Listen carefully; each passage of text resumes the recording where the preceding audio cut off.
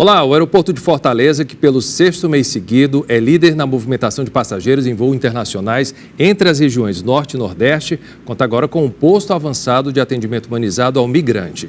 O equipamento da Secretaria Estadual dos Direitos Humanos garante orientações sobre o processo migratório e acesso à rede de atendimento já na chegada do migrante aqui ao Ceará, que foi pioneiro nesse tipo de acolhimento destinado a passageiros do transporte rodoviário no Brasil, com a instalação do primeiro posto avançado de atendimento humanizado ao migrante na rodoviária da capital cearense.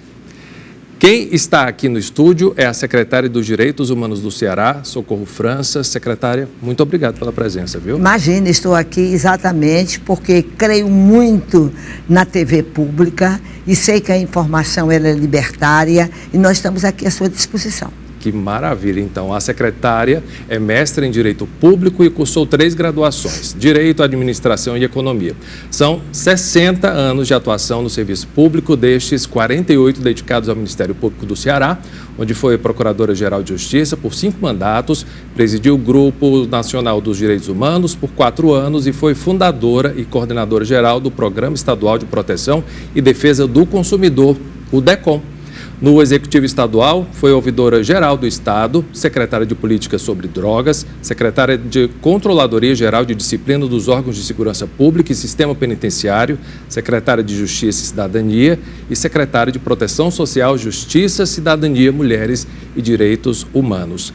Eu errei esse número de 60 anos dedicado ao serviço público? Porque... Não errou, não. Ou então a senhora começou muito jovem. Não errou, não. Tenho 80 anos de idade e sem medo de ser feliz, que eu acho que isso que importa. E eu quero também parabenizá-lo por discorrer tão bem a minha vida, discorrer tão bem os momentos que nós vivemos. Essa é a 7ª secretaria que estou e graças a Deus, com muita garra, com muita vontade de trabalhar, de lutar. Eu acho que a minha missão é essa. Primeiro, eu sempre fui empática. Eu acho que a pessoa tem que olhar para o outro como se olhasse para si mesmo.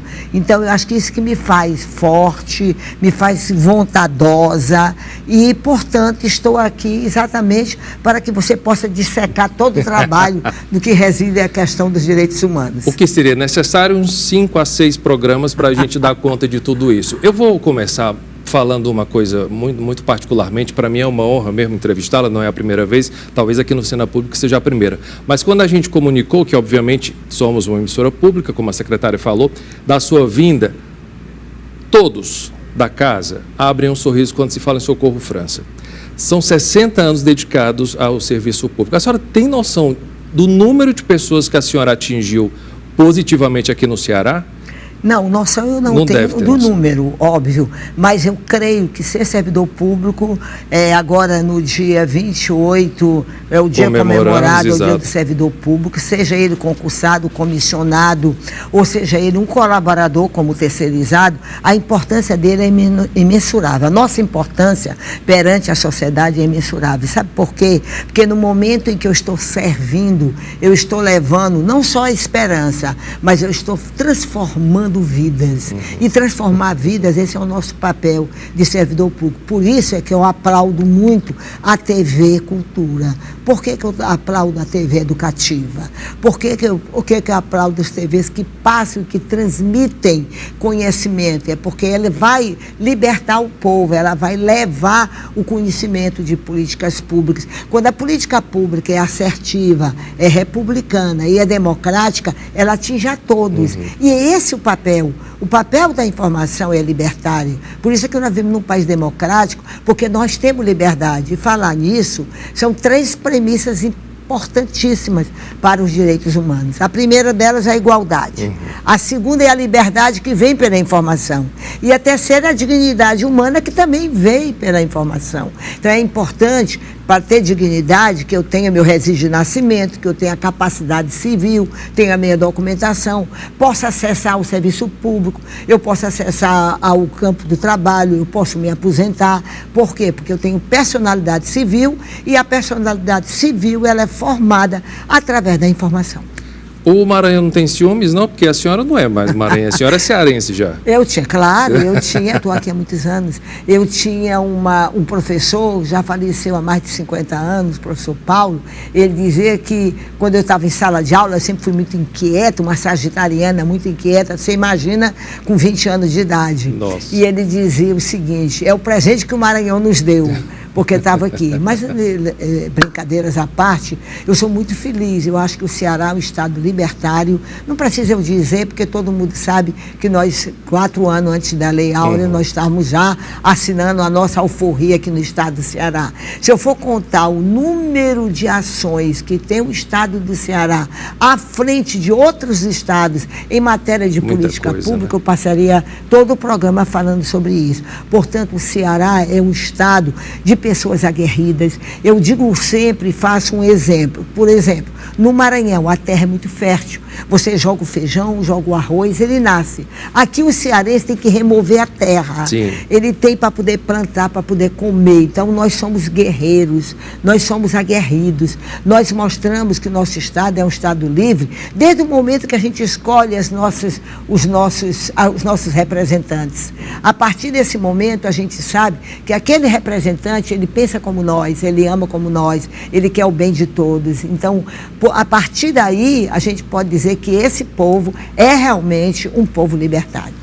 Vou aproveitar o que a senhora está falando para lhe perguntar se a senhora está satisfeita com o resultado das eleições municipais. Eu não estou só satisfeita, eu estou morta de feliz. Guerreamos muito. A batalha, a militância foi muito importante. E mais importante ainda é o exemplo do governo que tem dado a todos nós, de que é um governo que se preocupa com as pessoas, que ama as pessoas, que vai no âmago das necessidades delas. Só para o pessoal de casa entender, a gente vive um momento atual que o governo e prefeitura eles não têm exatamente uma relação muito boa. Por que é mais vantagem, no caso, a partir do ano que vem, a gente tem um governo que conversa diretamente com a prefeitura e assim firmam diversas parcerias? Porque nós temos várias convergências. Se você for para a política da assistência social, ela é terciária. Se você for para a política da saúde, é terciária. Enfim, a segurança pública, todas as políticas públicas, elas se engajam. Umas são competências do município, outras são competências do Estado. As transferências orçamentárias na segurança pública, a transferência da educação, a transferência da saúde, vem para o Estado para dividir com os municípios, são transferências de políticas públicas mais arrojadas. Então, elas são necessárias que haja essa união, que haja essa conjunção de interesses para que o Estado cada vez ganhe mais. A senhora assumiu a 7ª Secretaria, que é a dos Direitos Humanos. O que é que a senhora trouxe de cada uma das anteriores para esse trabalho, que para mim é um dos mais importantes? Conhecimento sobre tudo, a gente não aprende assim da hora para o dia, é isso que eu sempre falei. Eu disse sempre que é importante que a gente escolha uma pessoa para administrar nossa cidade ou nosso estado, que tenha conhecimento de gestão pública, porque é preciso você conhecer o que é uma LOA, uma LDO, um PPA, um orçamento participativo, que você conheça a máquina gestora de tudo isso, para que você não vá aprender ainda, então vai esperar só que a assessoria lhe diga, você tem que decidir. Você tem assessoria, mas você tem que decidir o que você quer, o que é melhor, o que você auscultou. Eu sempre digo que você, para administrar, você tem que auscultar o coração de um povo. Né? Sem isso, você não consegue administrar. Que é o que eu acho que falta um pouco ainda dos nossos representantes, é esse contato direto mesmo com a população. O seu trabalho ele é pioneiro de tantas formas, e eu vou falar aqui do DECOM logo, porque a senhora meio que ensinou a gente a lutar pelos direitos do consumidor aqui no Ceará. Exatamente. E isso é culpa sua, para quem está assistindo. Adoro essa culpa, já estou perdoada. Quanto tempo de DECOM já temos? Nem vou Foi 85. Aqui. Um tempinho. Eu não sei nem conferir quantos anos são, de 85 para cá. Quase 40, quase 39 anos. 39 anos, vou fazer 40 anos. 40 Foi 26 de outubro. E a senhora tem consciência disso, de que a gente... Tem. Porque o DECOM nosso aqui, ele também ele é pioneiro e ele dentro do país ele tem uma representatividade muito forte. Eu posso contar até a história toda como foi. A época do Ministério Público, eu era muito inquieto. Eu digo, gente, o Ministério Público não pode ser só uma instituição permanente, essencial à função jurisdicional, incumbido da defesa da sociedade. É, sobretudo, defender a sociedade, é estar junto do povo. Então, vamos criar um sistema onde eu possa criar uma defesa comunitária. Aí veio a ideia do DECOM, com N, que é defesa comunitária. E aí, então, aliás, com M. Com M. Que é a defesa comunitária. E na criação do DECOM, nós colocamos 4 pilares: defesa do consumidor, defesa do meio ambiente, fiscalização das fundações e das ONGs e também a defesa da família das vítimas do crime.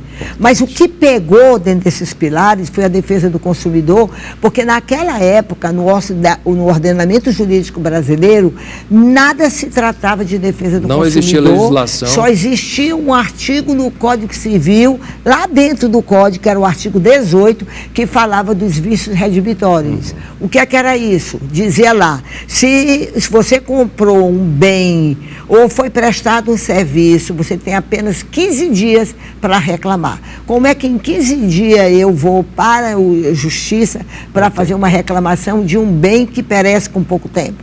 Então, não existia nada. Foi então, eu sempre digo isso, que um cearense chamado Paulo Lustosa foi à luta, foi convidado para ser o vice-ministro, não sei na época como era que chamava, era o adjunto do ministro Hélio Beltrão.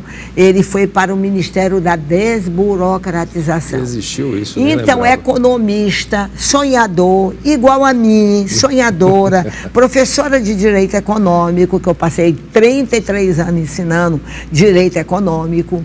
Então, sonhador igual comigo, o que aconteceu? Nós sonhamos juntos em criar e chamar atenção para o Brasil e criamos juntos o Conselho Nacional de Defesa do Consumidor.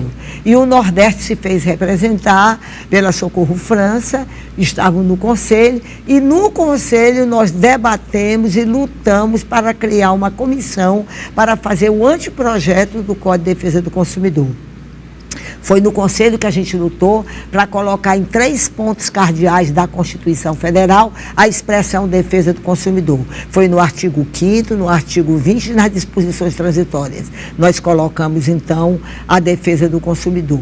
E somente em 1990 foi que saiu o Código de Defesa do Consumidor e que, na época, todos os empresários e grandes prestadores de serviços ficaram apavorados porque acharam que ia perder tudo. Sim. Muito pelo contrário, o mercado foi selecionado, os bons ficaram e os maus fornecedores bateram em retirada. Então, o Código de Defesa do Consumidor foi assim um alívio para o consumidor e para o fornecedor, aquele que efetivamente é um excelente fornecedor.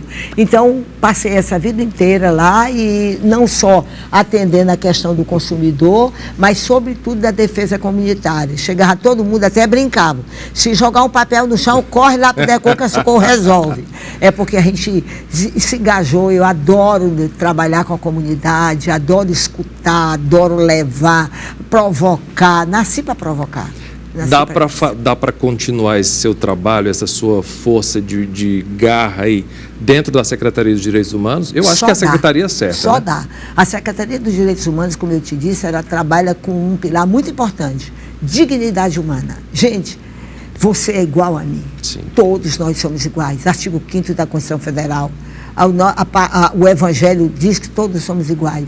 Então, tanto na terra como no céu, nós somos iguais. Por que distinção? Então, todos nós temos acesso. No Brasil, para que a gente tivesse acesso, foi preciso cotas. Sim. No Brasil, tem que se encontrar instrumentos, ferramentas para que a gente seja igual. Gente, não precisa isso, porque a Constituição é muito clara. Somos iguais, independentemente de sexo, de cor, de raça. Todos nós somos iguais. E é por isso que a gente luta. E a Secretaria de Direitos Humanos, que tem 22 políticas públicas. Sim, é muita coisa. E 14 conselhos. Nós temos um controle social. É muito importante saber que o Conselho dos Direitos Humanos, ele hoje tem 24 titulares, 24 suplentes, a metade é órgão público e metade é sociedade civil, incluindo-se aí o sistema de justiça. A gente pensa, e tem uma novidade, o Conselho dos Direitos Humanos passou 10 anos construindo o Plano Estadual dos Direitos Humanos. A única lei que tem no país criando um plano estadual dos direitos humanos é aqui no Ceará. Tem em São Paulo, mas através de um decreto. Mas lei tem aqui, que foi agora sancionada pelo nosso então governador Elmano.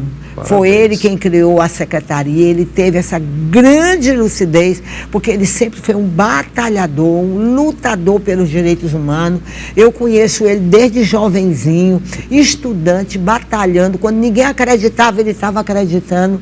E assim que ele, pela vontade de Deus, porque ali foi vontade de Deus, ele foi governador, ele é governador, o que ele fez? Vamos criar secretarias temáticas.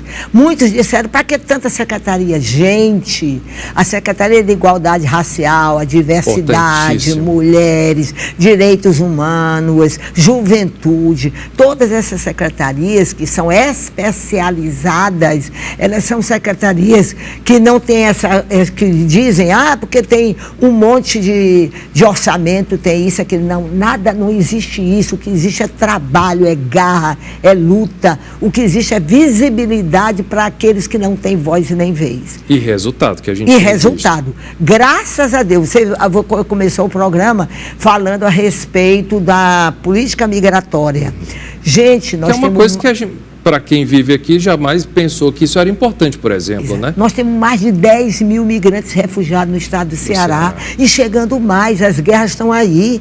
E a Constituição, ela não faz distinção entre os que nasceram aqui e os que vieram de fora. E nós temos que ter esse atendimento humanizado, que começa na Polícia Federal, vai para a rodoviária e agora para o aeroporto. Esse tratamento é a pessoa que chega sem conhecer a nossa cultura, sem conhecer a nossa língua, sem saber como é que vai ser recebido. Olha, você não tem ideia do depoimento que a gente tem com relação à política migratória. E o Estado do Ceará está se preparando, já como você muito bem colocou, já instalamos esses dois grandes acessos humanizados e agora já tem uma determinação do governador e vamos criar a casa de passagem do migrante. Ele vem, ele já sabe que tem uma casa para acolher, até que ele seja capacitado, que ele entre no mercado de trabalho, que ele conheça a língua portuguesa. Estamos fazendo aí um termo de cooperação técnica com a Universidade Federal, com a Universidade Estadual, para ensinar a língua portuguesa para as pessoas que aqui chegam. Isso, direitos humanos.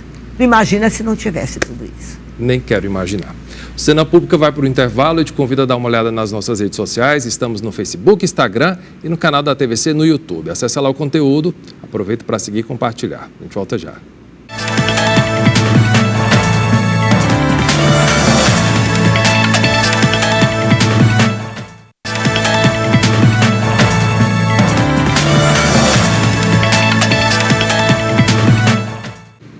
Estamos de volta com Cena Pública, comigo no estúdio a secretária dos Direitos Humanos do Ceará, Socorro França. Secretária, ainda falando dessa questão dos migrantes, vocês firmaram uma parceria com o SENAC para os migrantes e refugiados para a capacitação. Como é que isso está funcionando? Não só com o SENAC, mas também com outras entidades para que eles possam ser capacitados. Olha, chegam pessoas aqui, migrantes ou refugiados, eu sempre gosto de falar, porque nem todos já chegam aqui como migrantes, eles precisam dessa capacidade. E aí, a partir daí, nós incluímos aonde nós temos aquela vaga que ele gostaria de ter. Para você ter ideia, nós temos aqui pós-doutor chegando aqui. E é preciso que a gente vá em busca de trabalho para que essas pessoas possam se sentir melhor. Infelizmente, muitas das vezes, eles não conseguem nada, vão até para serviços gerais, como tem casos. Então, esse é o nosso trabalho. Quando a gente fala humanizado, é para exatamente dar essa perspectiva de quem chega num mundo novo para eles, numa cultura nova, eles possam ser bem acolhidos e eles possam se sustentar através do trabalho. Tem aquilo que a senhora falou, dignidade, é o mínimo. Exatamente. Né? E então, portanto, não só, como eu disse a você, não só o SENAC, mas também existem vários programas dentro da Secretaria de Proteção Social, que é chamado Criando Oportunidades, onde eles podem ter também vários cursos de capacitação e inseridos na nossa realidade. A realidade, quem vem de fora é uma e aqui, quem está aqui é outra. E, portanto, a gente vai, agora mesmo, gostaria até de falar sobre os indígenas Uarau. Eles hoje, são da Venezuela. Da Venezuela. Esses indígenas que têm uma cultura, a cultura deles é água, é pesca, eles vivem na natureza, aí de repente eles vêm para o asfalto, eles não moram isolados, eles moram em conjunto. Nós estamos, inclusive, agora atravessando um momento que eu tenho fé em Deus que a gente vai conseguir, que é uma unidade habitacional para eles enorme, onde eles possam morar todos juntos. Mas eles aqui já chegaram, já tiveram vários cursos de miçanga. Eles são especialistas na área do artesanato, então eles, com esses cursos, eles já estão indo para as feiras livres, para a feira do Sebrae. Atenção, Sebrae, muito obrigada por tudo. Então, Sebrae é parceiro sempre, é parceirão. Então, eles estão fazendo tudo isso, levando o que eles fazem para vender nas feiras livres, estão tendo sustento próprio, mas já estão no Cade Único, já estão no Bolsa Família, nas cozinhas solidárias, enfim, eles estão tendo todo o tratamento que tem um brasileiro, um cearense. E não se concentra só na capital, obviamente, né? Não. Consegue distribuir esse pessoal no Ceará todo. A grande maioria deles, nós temos hoje uma relação que nos é concedida pela Polícia Federal, onde grande parte deles estão hoje nos nossos municípios. No nosso município, principalmente os litorâneos, você sabe que tem muitos restaurantes, tem muito emprego e muitos deles são exímios cozinheiros e eles estão sendo lotados aí afora no nosso litoral. Que notícia bacana. A senhora citou as coordenadorias dentro lá da secretaria, eu estou com algumas aqui, a de políticas públicas para as pessoas idosas, por exemplo. Exato. Como é que é o trabalho dessa coordenadoria? Nós temos duas coordenadorias especiais, elas são especiais, que é a coordenadoria do idoso e a coordenadoria da pessoa com deficiência. Duas políticas transversais muito fortes. Veja só, temos um observatório dos direitos humanos. Nesse observatório existe um convênio com o Ministério dos Direitos Humanos para que tudo que chegue do Ceará através do Disque 100 venha direto para o nosso observatório. Que é o Disque Denúncia dos Direitos Humanos Nacional. Exatamente. Por incrível que pareça, o que nos chegam de denúncia é o começo da vida e o final da vida.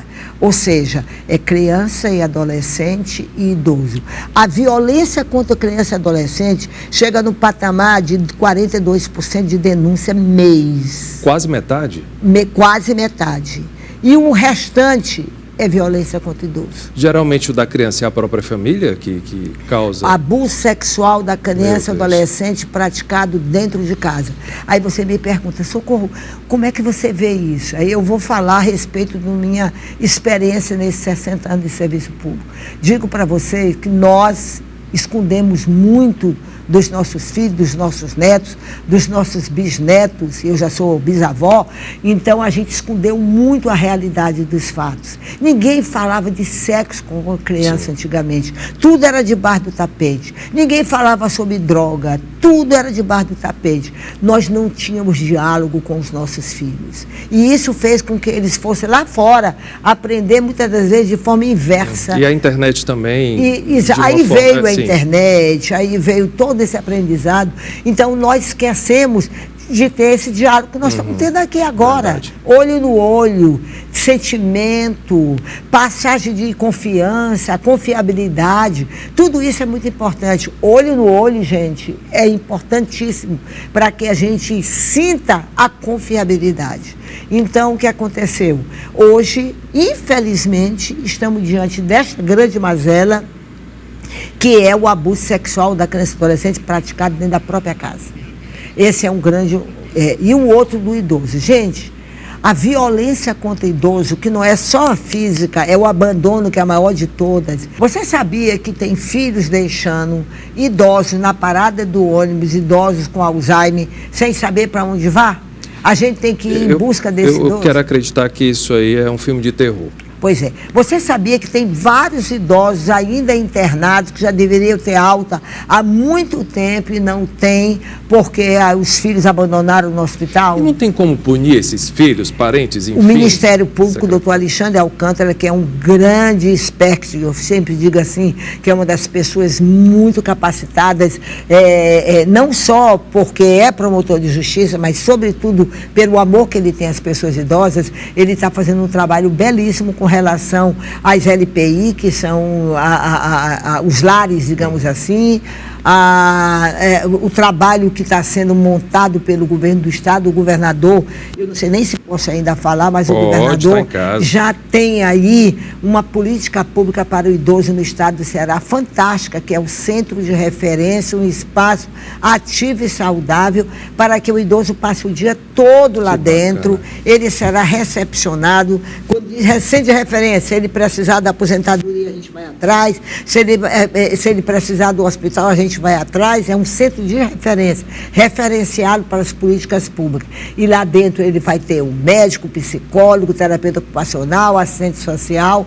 E quando eu fui levar a ideia para o governador, ele disse assim: socorro, eu não quero só um centro. Nós já temos até o endereço. E aqui eu quero de público agradecer o presidente do Tribunal de Justiça, desembargador Abelardo, que cedeu o juizado civil e criminal da Avenida João Pessoa, ali do lado da universidade, da reitoria da Universidade Federal. É um espaço gigante. Ele cedeu esse espaço central para o primeiro centro de referência do idoso. Esse espaço vai ser ativo e saudável, para que os filhos que vão trabalhar deixem os seus pais durante o dia e à noite vá recebê-los para levar para casa. Vai ser lindo e eu tenho fé em Deus que a gente vai fazer isso. Está bem pertinho de concluir, a gente vai fazer isso e vai entregar para a sociedade. Então, são políticas públicas que transformam vidas, que desenvolvem as pessoas, que dão esperança.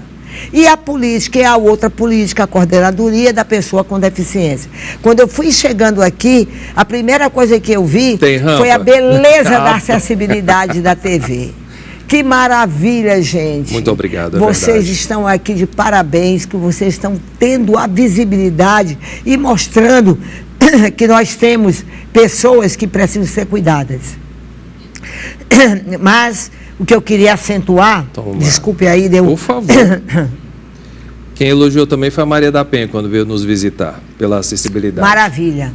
Então, para que vocês tenham uma ideia, nós agora assinamos um termo de adesão com o Ministério dos Direitos Humanos, porque no Brasil tem um programa que é todo voltado para a pessoa com deficiência. São 6 bilhões de reais para tomar conta dessa política. E então, nós fomos o 5º estado a aderir e nós estamos avançando e preparando tudo isso para a política da pessoa com deficiência. É uma política intersetorial, envolve várias secretarias, já tivemos 2 reuniões, saúde, educação, trabalho. Então, há uma grande política onde nós vamos inserir, não só no mercado de trabalho a pessoa com deficiência, mas também no tratamento, na saúde. Por exemplo, a mulher que tem deficiência, muitas das vezes vai para uma maca nos braços. Agora vai ter maca própria, vai ter local para fazer a cirurgia próprio. Então, vai ser respeitosamente, dignamente levado essas políticas públicas para a pessoa com deficiência. Que é o que a gente vê no Praia Acessível, programa importantíssimo. Lindo, aqui da nós estamos aí com 5, 6, porque está em vias de funcionar, Praia Acessível, onde as pessoas, meu Deus, os Isso muda a vida também, secretária. Isso também muda a vida. Dos depoimentos que a gente ouve, pessoal que não saía mais de casa porque não tinha acessibilidade, vai tomar banho de mar. Um dia que eu vi uma senhora que nunca entrou no mar, ela já era uma senhora, e ela entrou e disse: meu Deus, parece que eu estou começando a viver a partir de hoje. Eu dei um mergulho no mar, é lindo. É lindo mesmo. Eu estou vendo aqui que tem um projeto Envelhecer Ativo, que é executado com recursos do Fundo Estadual do Idoso, que é vinculado a vocês também. É, vinculado a nós, mas veja bem, é uma política que a gente está acoplando ela a esse momento novo, que é o envelhecimento ativo e saudável. Tem algo que eu gostaria, pela primeira vez, eu vou dizer isso aqui agora, de tanto eu ir atrás de recursos, não sabe? A gente vai, sabe onde é que tem. Eu tomei conhecimento que havia um recurso no BID, e eu fui atrás, não para devolver e nem para pedir empréstimo, para eles darem para a gente, para a política do idoso. E então a gente conseguiu esse recurso. Que coisa boa. E esse recurso vai ser para pagar bolsa, porque nós estamos com um projeto em vias de colocar no mercado, sabe o que é? Não existe o agente de saúde, existe. Vai ser o agente da pessoa idosa. Olha, importante. O que também, é isso? Né? No vai território. Lá na casa da pessoa. Eu vou lá para a Granja Portugal. Lá eu sei que tem, vou fazer o cadastro das pessoas idosas que ficam durante o dia lá, sozinhas, às vezes só sem cuidadora, porque quem é pobre não pode pagar cuidador. Eu estou falando de pessoas com vulnerabilidade social. Então, esse agente, ele vai lá, confere se ela tomou o remédio, se ela tomou o suplemento dela, está na hora dela se alimentar. Então, faz a visita no território, porque eu só acredito em política que ela seja territorial. Eu vivo, se fala assim, no Jardim América. Então, eu conheço a minha vizinhança. Eu conheço a minha vulnerabilidade. Então, é ali que eu vou fomentar o meu trabalho. Então, os agentes serão moradores do Jardim América e assim por diante. Esse recurso está para sair, nós estamos para botar o bloco na rua e a gente vai ver uma grande transformação. Só notícia boa. Fosse para conversar 10 minutos com o idoso, já era muita coisa. Imagina para cuidar desse idoso. Vamos ler livro de história, conversar, porque isso, gente, à medida que você vai entender, eu sou apaixonada pela comunicação. Porque à medida que você vai tendo informações, você vai começando a ser um passarinho, você quer voar.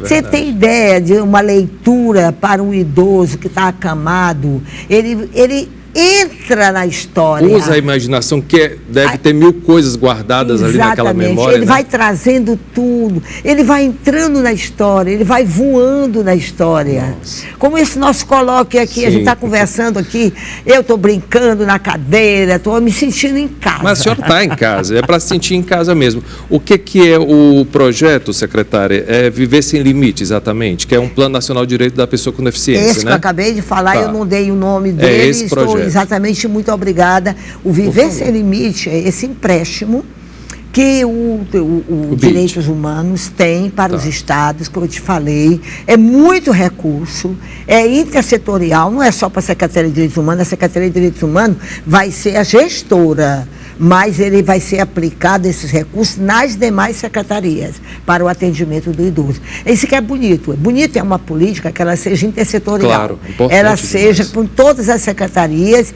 e a gente tenha, como nós temos hoje, um comitê gestor só para tomar conta de quem está fazendo, como é que está fazendo, o que é que está sendo feito e assim por diante. Não, e é importante falar que, graças a Deus, temos uma gestão de governo preocupada com o próximo, mas que, caso mude um dia, essas políticas públicas, elas permanecem. Mas é claro, primeiro porque não são políticas públicas de governo, são de Estado. E quando elas são de Estado, elas são democráticas, são firmes, são republicanas, são assertivas, porque quando a política pública ela é assertiva, é aquela que vem pela voz do povo. É aquela que vem através do que a comunicação faz. Ele ouve o povo e leva a comunicação. Maravilha. Eu vou tocar no assunto que a senhora até já falou sobre criança aqui e obviamente, a gente fica mais sensibilizado. São os 10 anos de atuação do Programa de Proteção a Crianças e Adolescentes ameaçados de morte aqui no Ceará. O que é esse programa exatamente, secretária? Bem, não temos só um programa, nós temos 4 programas. Nessa esfera? Nessa política. O que significa? Nós temos o Provita, que é um programa que protege as testemunhas do crime e as vítimas do crime. Nós temos o PPCAM, que protege criança e adolescente. Nós temos o PPDH, que protege os defensores dos direitos humanos. E o único no Brasil é o PPPRO, que é aqui no Ceará, que protege os deslocados urbanos. As facções colocam para fora, a gente recebe e a gente, a partir daí, passa a fazer a proteção. São programas de proteção. Para você ter ideia, um programa desse é tão valorizado, o Provita, testemunhas do crime. Quem hoje quer ser testemunha de crime? Ninguém. Mas, às vezes, um testemunho, a gente desbarata várias quadrilhas. Com certeza.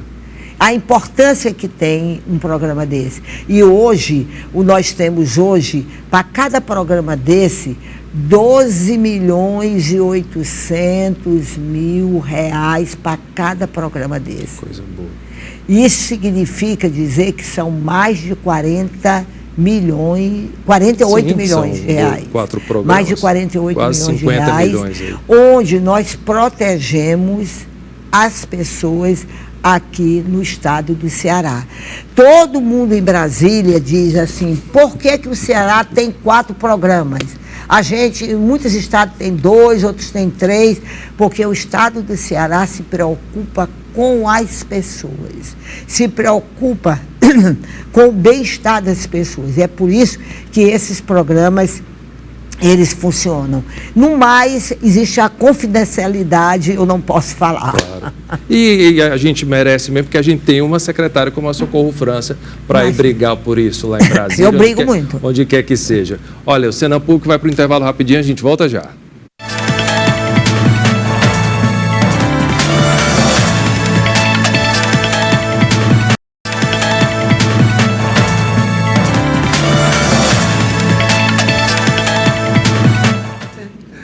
Começou o terceiro e último bloco do Cena Público. Aproveito para te convidar a acompanhar nossas transmissões nas redes sociais. Estamos no Facebook, no Instagram e no canal da TVC no YouTube. Quem participa do programa hoje é a secretária dos Direitos Humanos do Ceará, Socorro França. Até avisar para vocês que durante o programa vocês vão conferir aqui o site da secretaria e também o Instagram. Quem quiser conhecer, tirar dúvidas, inclusive ir lá na sede de vocês, que é aberto ao público lá, não é, Exatamente. Nós temos o Centro de Referência dos Direitos Humanos, na Valdetário Mota, 970, ali ao lado de um supermercado, que eu não posso dizer o nome. Mas pode, ao lado do Atacadão, no Papicu. Perfeito. Então, nós recebemos nesse Centro de Referência dos Direitos Humanos, chamado Dom Helder Câmara, nós recebemos denúncias e também através do Disque 100.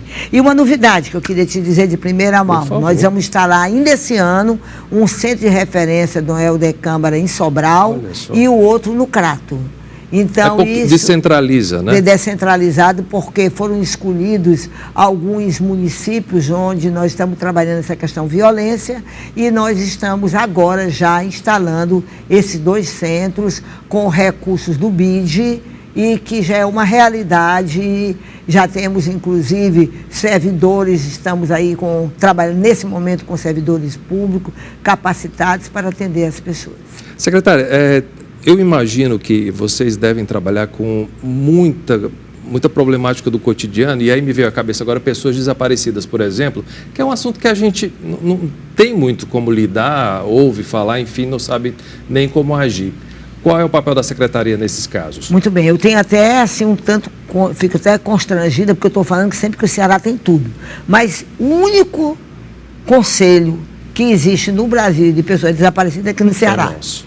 Então, nós já temos aí um conselho, nós temos o órgão gestor, o ponto focal é a Secretaria de Segurança Pública, certo. Onde entra a Secretaria de Direitos Humanos. Ele entra através do colegiado e entra através do acompanhamento das famílias. Nós temos assistentes sociais e psicólogos para fazer o acompanhamento até o desiderato daquela situação. Definir o que é que aconteceu. Exatamente. E são comuns esses casos aqui no Ceará? Você vê que, graças a Deus, a nossa Secretaria de Segurança Pública tem dado um resultado muito positivo no que concerne ao encontro dessas pessoas. Às vezes são questões familiares, a pessoa desaparece, às vezes a questão mesmo entre família, nós temos vários casos em que o pai ou a mãe leva a criança, e são questões que, infelizmente, outras através de violência, mas o foco central, como eu disse ainda há pouco, é a Secretaria de Segurança Pública, que tem feito um belíssimo trabalho. Você vê a visibilidade através aí daquelas fotos que existem espalhadas em a gente todo aqui lugar. Na programação da TVC a gente coloca também. Pois é, coloca também, desapareceu e logo é encontrado, graças a Deus. Mas a política toda é debatida nesse colegiado que está lá na Secretaria, que aliás são 14 conselhos que nós temos na Secretaria de Direitos Humanos, e haja conselho, e haja luta, e também o trabalho, como eu disse a você, de acompanhamento da família, que é um terror naquele momento em que desaparece um familiar, é o pior momento da vida. Deve ser, né? Trabalho escravo aqui no Ceará, como é que está a situação hoje? Pois é, imagina, eu pensava que não tivesse trabalho escravo no estado do Ceará. Infelizmente é uma realidade. Aqui eu quero parabenizar a Superintendência do Trabalho, o Ministério Público do Trabalho, o Tribunal do Trabalho. A própria Secretaria do Trabalho também. A própria Secretaria do Trabalho, e que juntos todos fazem, tem essa luta para que a gente possa trazer essas pessoas. Também nós temos o COTRAI,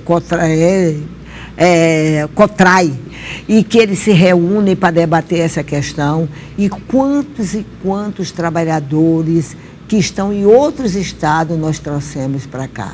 Chegam fragilizados, precisam de atenção, da assistência social, precisam da atenção da psicologia, da terapia ocupacional também, para poderem ser inseridos novamente que vem, no mínimo, muito traumatizados, né? É impressionante. E o mais impressionante é o trabalho infantil. Gente, é a realidade. A gente normalizou isso, a senhora acha, secretária? De ver na rua e achar normal? Eu acho que as pessoas passam, vê a criança ali, os pais levam para ficar pedindo, ou vendendo limão, ou vendendo caju, uma bala que ou seja. Então pedindo a esmola, e ao invés de estar na escola, as crianças na rua. E o pior de tudo isso, nas próprias empresas, muitas das vezes, aqui também eu ressalto o trabalho da Superintendência do Trabalho, do Ministério Público do Trabalho, tem feito um trabalho gigante. E nós estamos recebendo deles todos esses anúncios com relatórios, e muitas das vezes essa criança já ficou, como se diz na gíria, de maior. Essas crianças já estão com a idade de trabalho normal, ou seja, já suplantaram seus 18 anos de idade e chegam até nós. Então, o que é que a gente faz? Um relatório de tudo isso, fazemos visita a essas crianças do passado e adultos do presente, para ver como está a cabeça dessas pessoas, se elas já estão no mercado formal, se estão na escola. Esse é o nosso trabalho, é um trabalho de formiguinha que ninguém vê, mas que existe. Verdade. Então, o trabalho infantil, gente, é uma realidade. Não vamos fomentar o trabalho infantil dando esmola para as crianças na rua, pelo amor de Deus. Vamos fomentar que essa criança esteja na escola, que ela tenha futuro, que ela tenha sonhos. É importante isso que a senhora falou, mas a gente ainda assim, enquanto cidadão, não sabe como agir, porque fica fragilizado.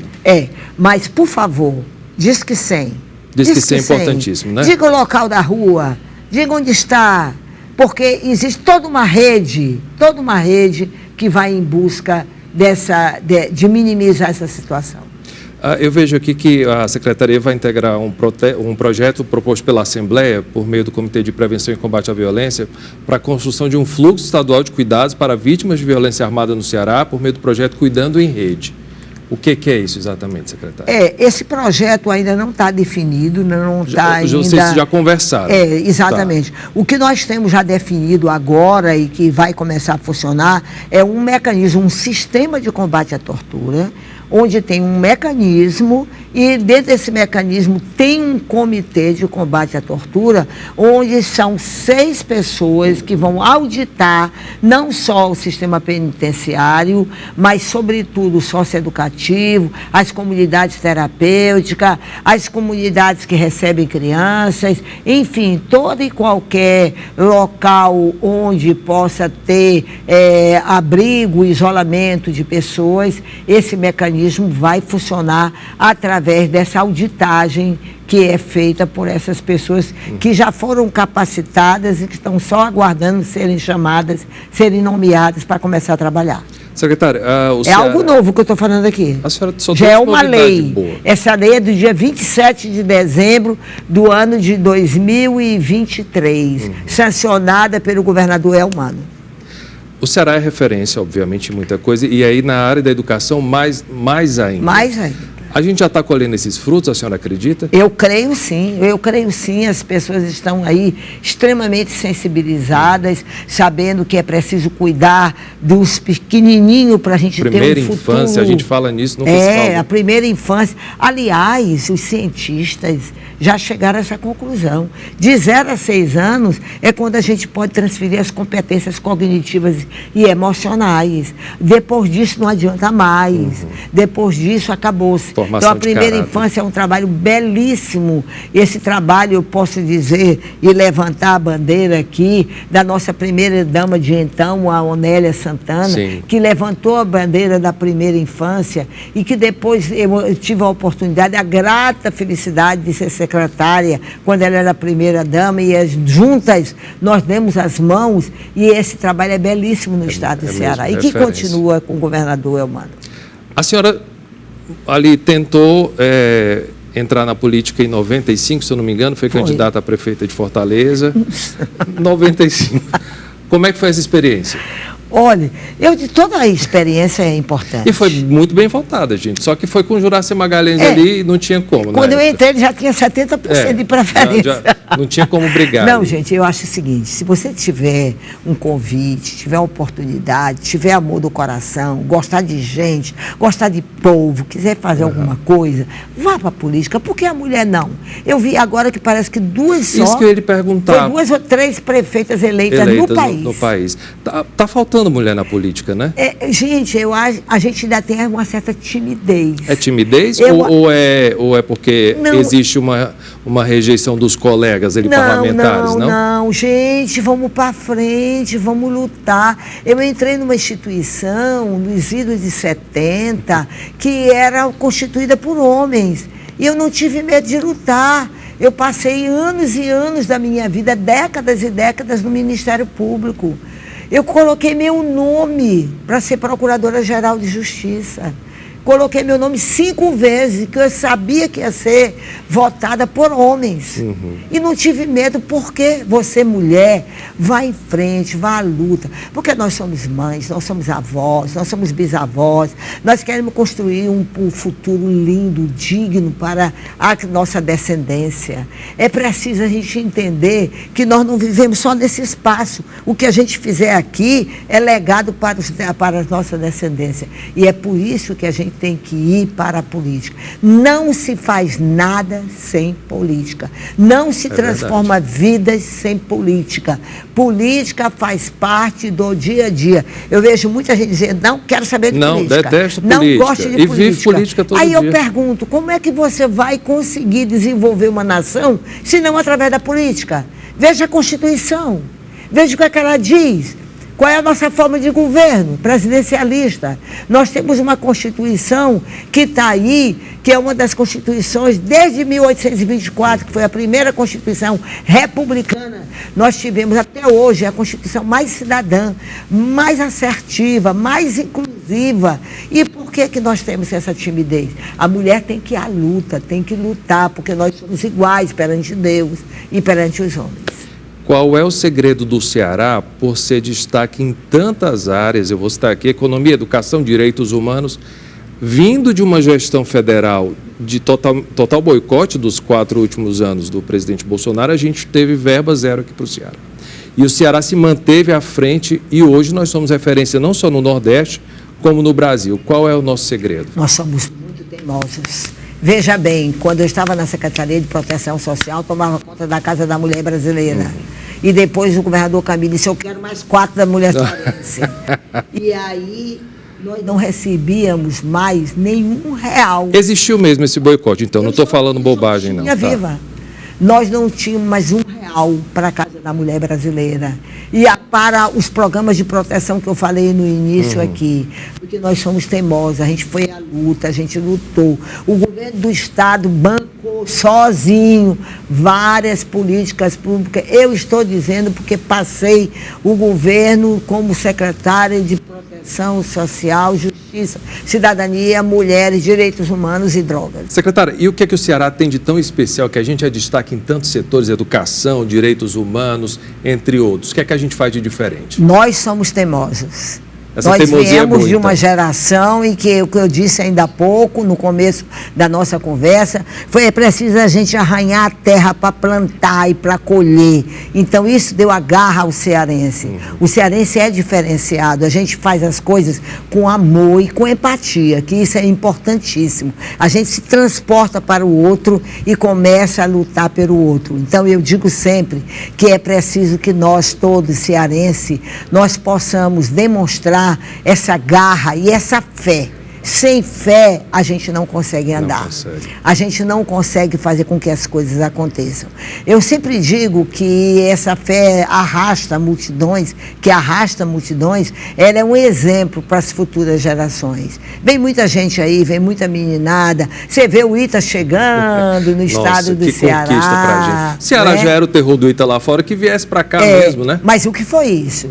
Foi porque nós lá fora fomos campeões. Sim. Sempre campeões e, portanto, não tinha lugar, estado melhor para implantar o segundo Ita, do que no estado do Ceará. E hoje temos um ministro, né? E que realmente nos representa e muito bem, e que lutou bastante, juntamente com a nossa querida Isolda, com a nossa querida Fernanda, um grupo de cearenses, como a gente chama, arretados. O ministro foi inteligente demais, levou uma tríade ali, mais do que especial, que estava com ele na gestão, inclusive, né? Claro, sem dúvida. E com isso nós estamos avançando. E quando a gente avança na educação, a gente avança em quê? A gente avança em tudo. Tudo, é verdade. Porque a educação, ela abre nossos olhos, ela abre a nossa mente, ela nos deixa mais aguerridos, porque a gente vai começar a cobrar.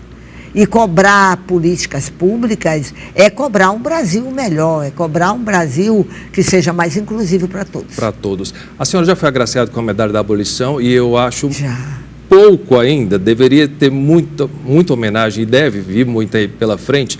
E a senhora é um exemplo mesmo de mulher, de gestora, enfim.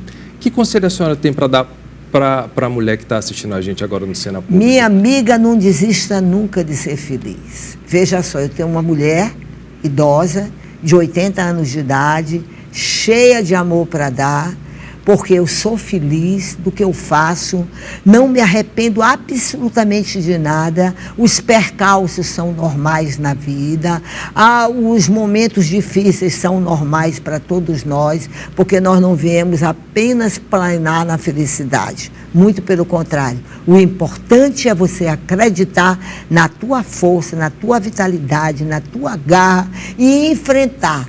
Eu acho que nós somos criados exatamente para enfrentar.